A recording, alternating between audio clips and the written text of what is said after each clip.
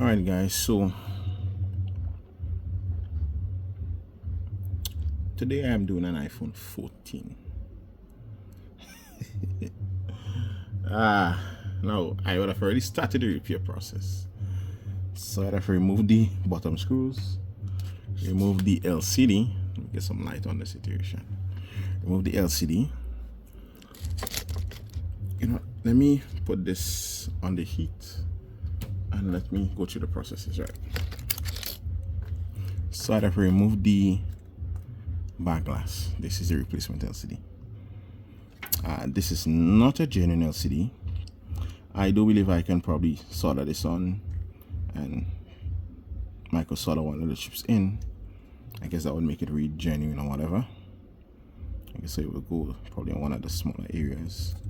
I haven't literally figured it out, but I'm seeing more and more of these screens come with these little connectors here.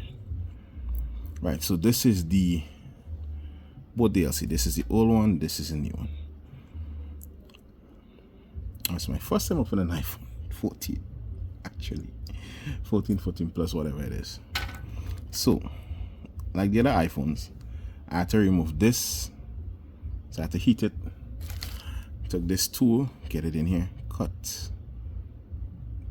After removing these two screws here, and fit this back in place. Voila. Okay.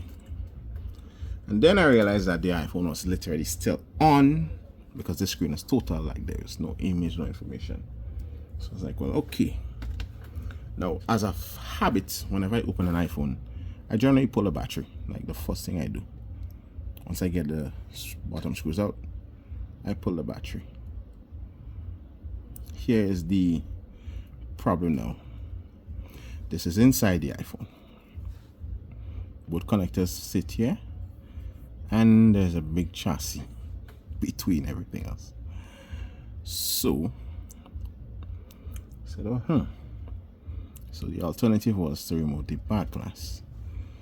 So I put it on my hot plate, got it heated, got one of these suction cups, hit it here, tug, put it back for another 20 minutes.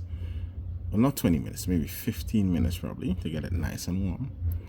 And then I started to, get it up. And the reason I left it so long, because I wanted the adhesive to literally, like, see how this is? See this here? Alright. That's what I wanted. Because I don't want to risk breaking a back for a phone. That is my first time opening to do a screen replacement, and I do not have a replacement back glass for this. So I would have heated it and start prying out this, and this is how the back looks. There is this little that fits in groove besides the water sealant in the phone. So if you have an iPhone 14 Pro, whatever it is, whatever this is, because they all look alike to me, and for some reason you cannot pull off the phone and you need to do a screen reset, then you would need to remove the back of the phone, and you need to be sort of very careful. You need to be very careful because then you don't want to damage the wireless charging. I guess you would get into here, remove the battery, get into here, remove the battery, and put it back together. Now, I do not think I want to literally shoot the whole process of getting it back up and running. I'll probably do it from scratch another time, but this is my current predicament. So with this remove, this is inside the phone, wireless charging pad, back glass. You need to be absolutely careful. 1, 2, 3, 4, 5, 6 tabs. So I'm going to remove this panel, reset the battery, put the screen down, and the back glass will be the last thing I put back on this phone. Okay, so again, this is just a spontaneous video. I hope this helps you. Yeah, same thing you have to Okay do guys, also. so I know I ended the last video. I'll probably try to cut this out. No, Miranda home But some this is the change, current, so, change this is the phone for the customer with the screen installation.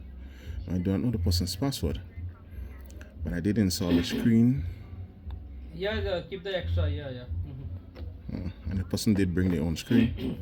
Yeah, So so tell so Miranda, here, Miranda, change so I'm going to clean the edges, redo the water seal. And I'm also going to seal the back of the phone up. And I'm curious about something, right? Because So, yes, if the bottom screws have not been removed, they would affect the back of the phone, because more times you go to iPhones and the screws are stuck.